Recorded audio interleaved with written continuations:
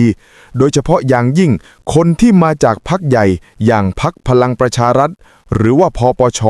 และพรรครวมไทยสร้างชาติหรือรทสช.นั่นเองยกตัวอย่างให้เห็นภาพชัดๆนะครับมีอย่างคุณสุรชาติศรีบุษกรสสพิจิตรจากพลังประชารัฐหรือนายนิโรธสุนทรเลขาอดีตสสนครสวรรค์จากพลังประชารัฐเหมือนกันแถมยังเคยเป็นถึงประธานวิปรัฐบาลด้วยฝั่งรวมไทยสร้างชาติก็มีอย่างจ่าสิบเอกภักธนปกรณ์ดอนตุ้มไพร